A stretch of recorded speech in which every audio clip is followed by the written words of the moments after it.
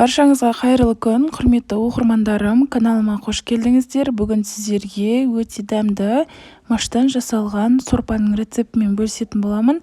Видеоны өткізбей, соңына дейін қарап, каналыма тіркеліп, жанында қоңырау белгісін басып қойыңыздар. Ең алдымен қазанымызға қыздырамыз қазанымызды, үстінен сұйық май құямыз. 60 грамдай құйдым, және де етімізді, сүйегімізді салып, барлығын бірінші аздап қуырып алатын боламыз. Осы уақытта сарымсақты және де пиязды ұсақтап турап алғандарыңыз дұрыс. Үстінен сарымсақ және де пиязымызды салып, барлығын тағы жақсылап қуырамыз. Пияз сарғайғанша қуыруымыз қажет. Арасында осылай араластырып тұрыңыздар. Газдың астын орташа көлемге қоясыздар, қатты қойып күйіп кетпесін. Содан соң пияз біраз сарғайып қызарғаннан кейін томат пастасынан 1 шай қасық салдым. Және де тағы да жақсылап араластырамыз. Сәбізді алдын ала қабығын ашып, 4 бұрышты етіп турап алдым. Бұл жерде мен орташа көлемде 1 сәбізді қолдандым. Тағы да жақсылап араластырамыз. Енді дәміне қарай тұз салатын боламыз. 1 шай қасық толтырып тұз салдым. Және де болгар бұрышын ұсақтап салуға да болады.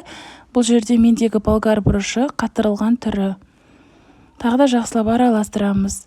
Келесі кезекте картопты да жақсылап жуып, тазартып, және де осылай 4 бұрышты етіп турап саламыз. Машты алдын ала жуып, тазартып аламыз. Міне осылай қайта-қайта жуып алыңыздар, өйткені жаңағыдай артық кірлері болуы мүмкін. Үстіне саламыз да тағы бір араластырып жіберіп, араластыра салып, артынан бірден су құямыз.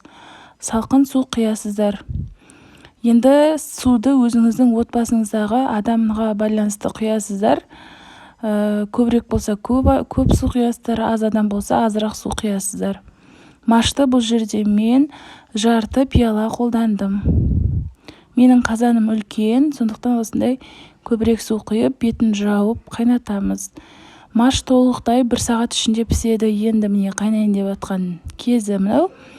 Жай қайнағаннан кейін жай отқа қоясыздар, 1 сағат қайнатасыздар.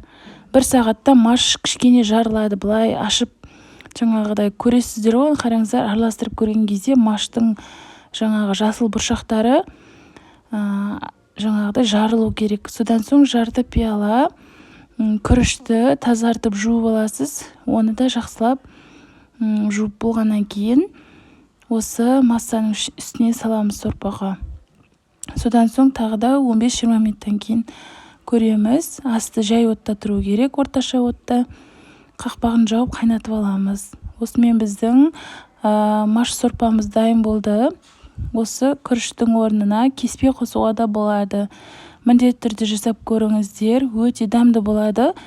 Және де отбасыңызға ұнайды деген ойдамын. Маштың өте организмге пайдасы көп, сондықтан жасап көріңіздер. Базарларда сатады, бағасы да тым қымбат емес. Және де осы видео ұнаса, менің каналыма тіркеліп, жанында қоңырау белгісін басып қойыңыздар. Және де төменгі жақта поделиться деген бөлім тұр, соны басып, WhatsApp желісінде чаттарға, группаларға, ағайын туыстарға, чаттарына жіберсеңіздер қуанып қалушы едім. Барлықтарыңыз жасап көріңіздер. Баршаңызға ас болсын.